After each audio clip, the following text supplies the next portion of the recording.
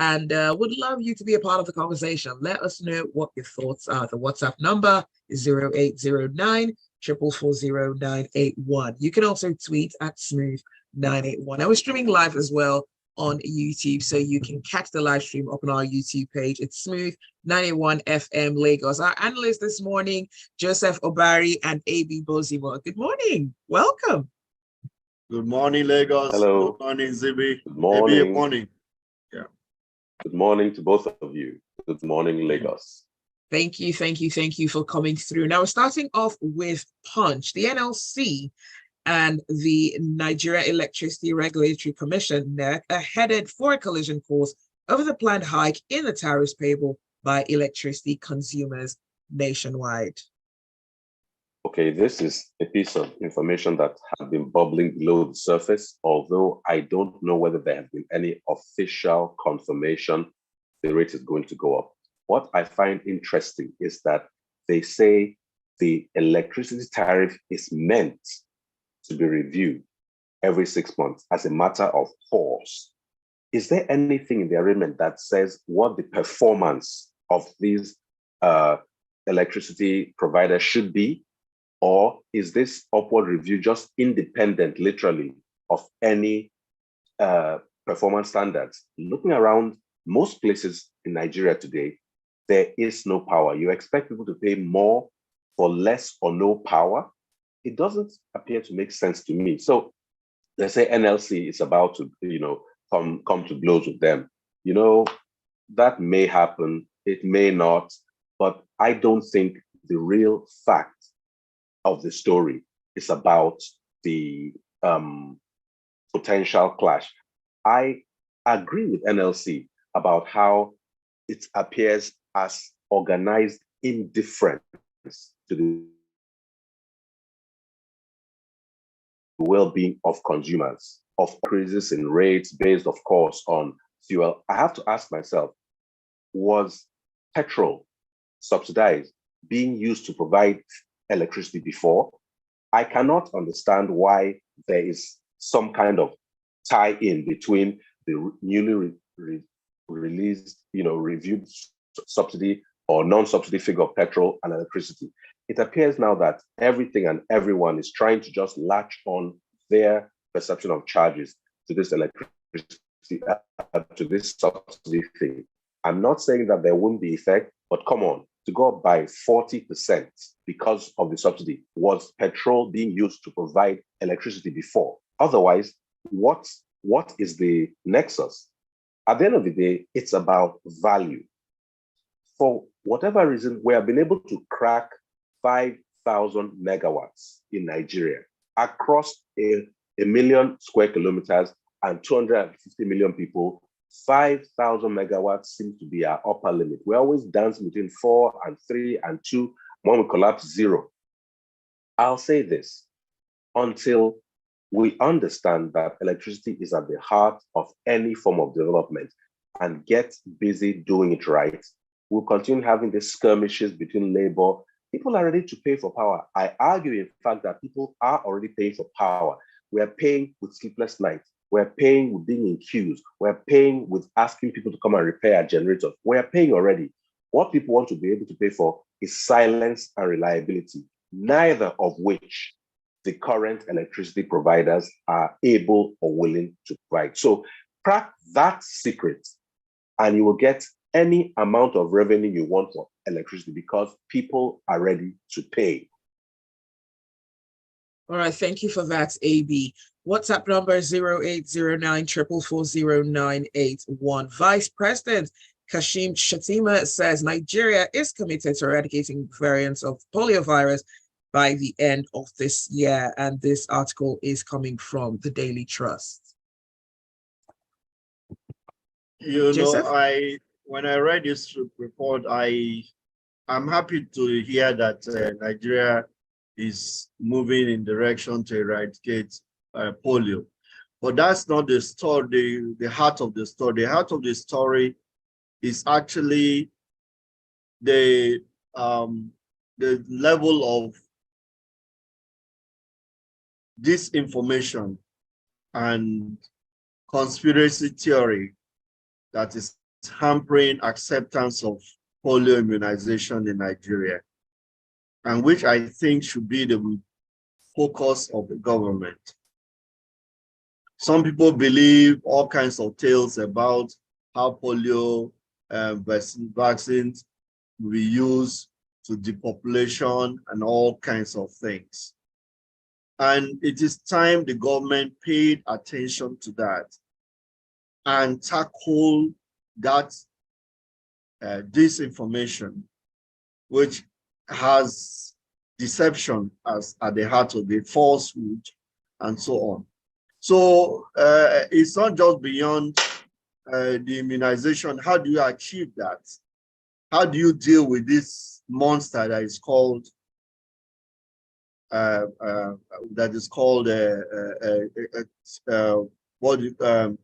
Theories? Polio. This conspiracy theories, yeah, and falsehood about it. So until you get people to accept that this thing is beneficial to themselves, to their children, and make the children the center of whatever communication you're giving, then you will not be able to achieve the result. We shouldn't have 200 cases at all.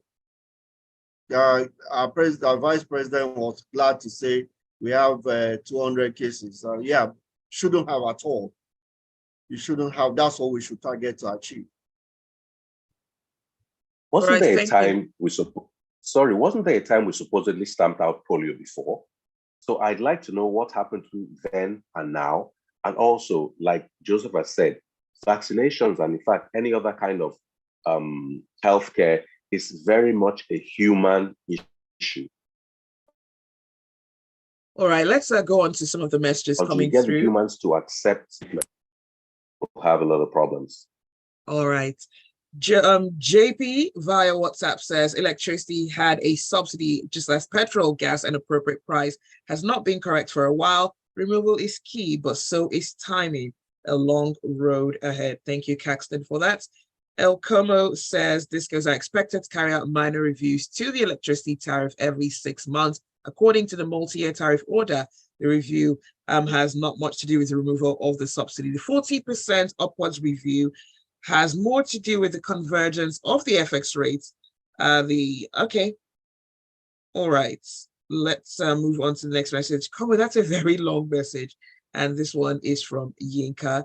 Yinka says, increment should be based on performance. Thank you, AB. And not solely though, but it plays a critical part of it. Now, part of the requirement stipulates that discos must hold a meeting with consumers and review performance before those adjustments are made. The problem is, when do they fix those meetings? They fix it on a Monday morning. Who puts a meeting on Monday morning when we're going to be on Third Mainland Bridge? Such meetings should be put on weekends so that the real consumers will be there in full force. Light in my area is good though, but same can't be said for others. 0809 444 981. That's the WhatsApp number. Please keep the messages coming. From Vanguard, the Debt Management Office has projected that Nigeria's total public debt could rise to 37.1% of its GDP this year, nearing the government's self-imposed 40% limits. This is a very numbers and percentages rich story, and it's better read than reported. I'll just say this. It appears that in the former administration, the president would willy-nilly just raise the limit to accommodate more borrowing. I don't know whether these were things that were brought to the National Assembly for discussion and debate and agreement. So it had been 25% by themselves. Because borrowing was an addiction, they raised it up to 40%, and we're now nearing 37%. The point I see here is that there has been a lot of mismanagement of economic activity in Nigeria.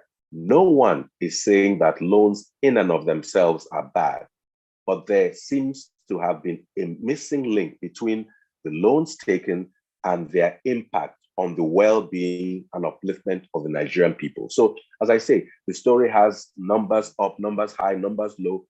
The overall message I get from the story is what was going on in the past 8 years that plunged Nigeria into this huge detonation without, in my view, a commensurate improvement in the quality of life of Nigerians was very poor economic management. And I think one of the biggest tasks of any subsequent government is to try and recalibrate the loans, the payments, and the impact on the people.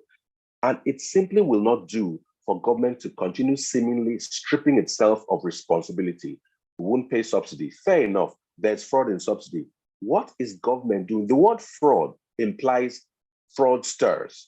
What is government doing to demonstrate that it is bringing the fraudsters to book, even as a way of making people feel, okay, if I'm going to tighten my belt, proverbially, then those who are responsible for my difficulty are getting punished. We just say, it's done, it's over, we move on. No, people perpetrated that fraud. What is happening to them? Why are they not in the discourse? Thank you, AB, for that. Joseph, do you want to add? Yeah, I think I want to look at it from the perspective that the solution to all of this, yeah, this is the problem, we have this challenge, but if Nigeria can raise its revenue generation and that they can plow back what savings comes from removing the subsidy, we will begin to see the benefits could percolate down into the economy, and possibly we may not have these high impacts that are scared about. It's just my expectation that if these things are managed very well, we can generate more income, and then this administration focuses on raising our revenue profile through more oil production and all that, then there could be some balance. That otherwise it's still disaster zone where we are. No. Via WhatsApp, Ken says the government's increased petrol pump price by about 300%, and wants to increase electricity tariff by 40%. That's unacceptable. Let us widen the tax nets. PJ says, must electricity power review mean price will go up? Is a review not either up or down? And good question. Yeah, exactly. It doesn't have to be up. It mustn't be up. Yeah. Ajayi says the proposed increase in electricity tariff at this time is uncalled for. The discos have been so pampered in the last 8 years that they think of nothing but to continuously hike tariffs even when electricity is not provided. Discos have been defrauding the masses at will. And this one is from Anthony. Anthony says the power providers are seeking increased revenue, but shouldn't opt for the arbitrary tariff increase formula. With increased power supply, as observed lately, there will be increase in their revenue. However, we insist on metering for consumers to avoid the crazy estimated billings where customers are forced to pay for darkness. You're listening to Freshly Pressed on Smooth 98.1. Do stay with us. The show continues.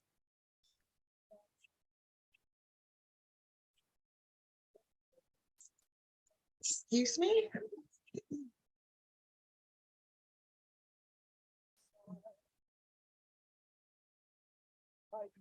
Joseph, how is life in Abuja?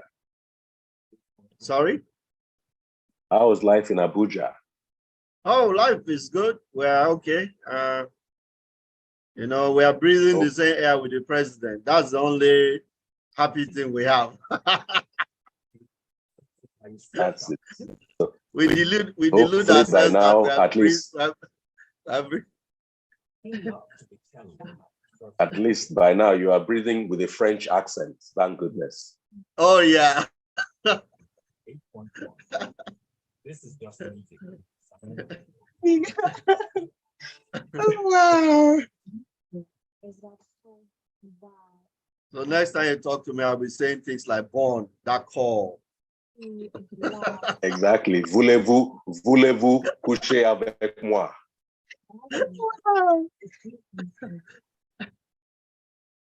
Okay, the Jackals in Naira.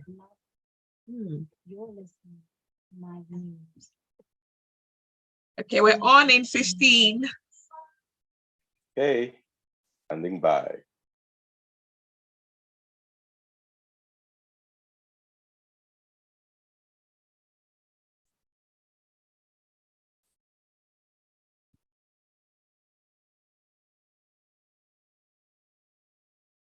You're listening to Freshly Pressed on Smooth 98.1. It's Zibby here, and our analysts this morning, Joseph and AB, are in. Let us know what your thoughts are. 0809 444 981. That is the WhatsApp number. You can also tweet at Smooth981 and catch the live stream as well up on our YouTube channel. It's Smooth981 FM Lagos. From Vanguard, INEC says it has commenced a review of the 2023 general elections.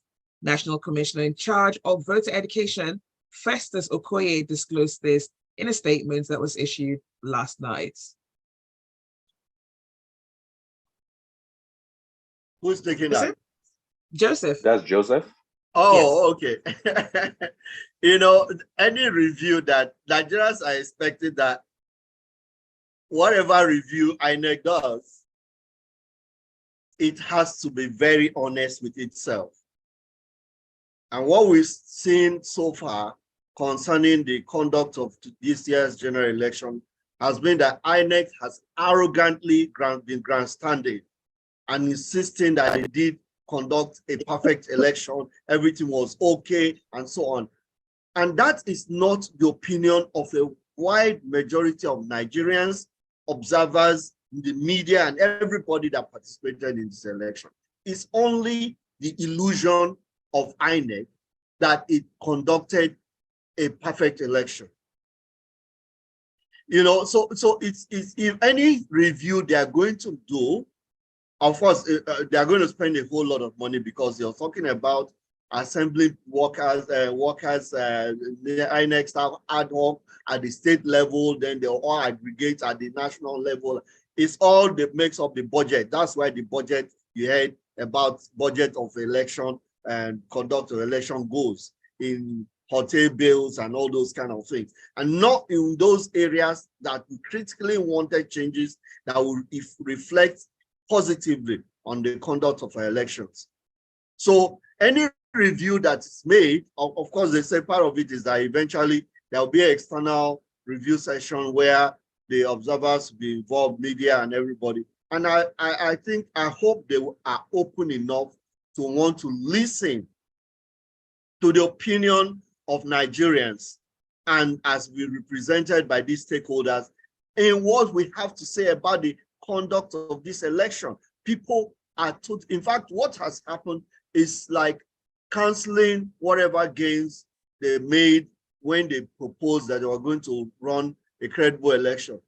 Now INEC has to tell us how they can win the trust of people, because so many people, I tell you, if election is conducted anytime this year, you're going to have terrible low turnout because people are disillusioned, because they were terribly disappointed in the conduct of this last elections. So the effect is going to be a long time if INEC is not going to consider in that review how they were going to address this distrust they've created in the hearts of Nigerians.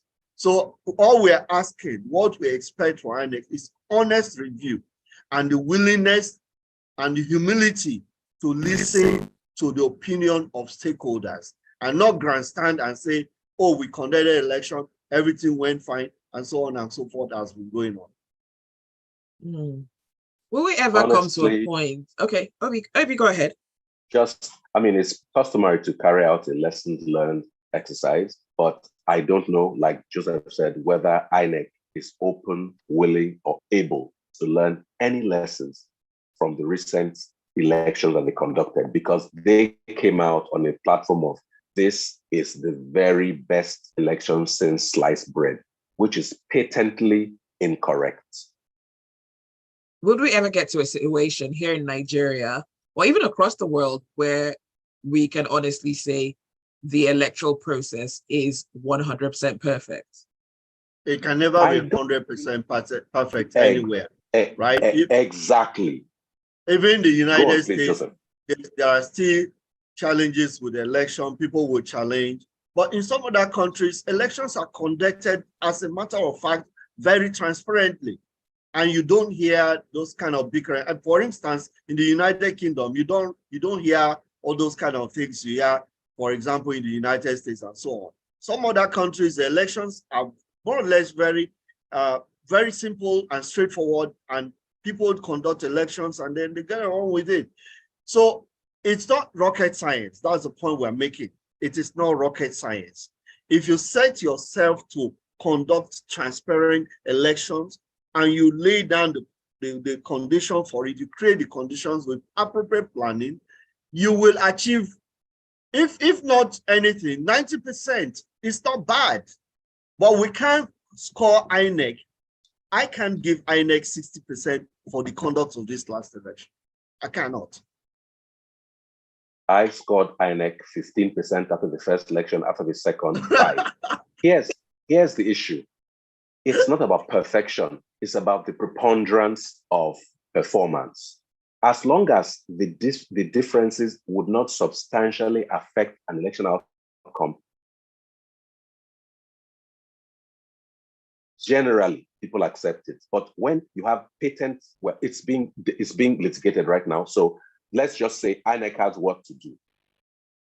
All right, let's go on to WhatsApp. Ibukun says the cost of gas and gas transportation are denominated in USD. The Gencos are paid in Naira. By floating the Naira, the USD rate has gone up. Increase in inflation and gas prices are other things that cause the tariff to be increased. And another message from Dan Okuda, he says, borrowing itself is good, but borrowing for consumption is tragic. And Anthony says, however the court processes go, I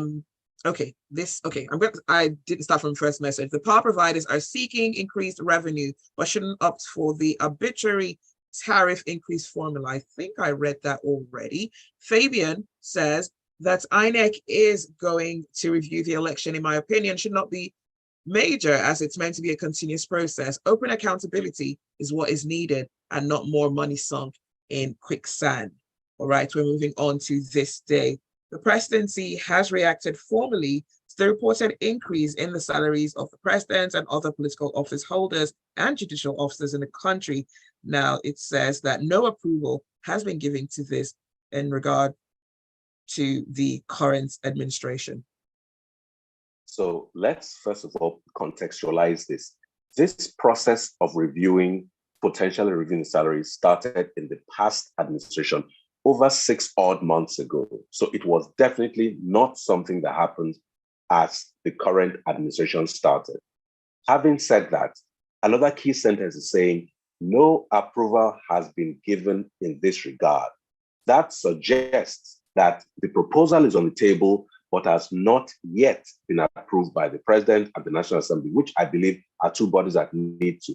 Now, going on to the story, Mr. Dele Alake said it's fake news. I'm afraid you cannot describe it as fake news because certain persons in the RMAFC came out in the media to discuss the reasoning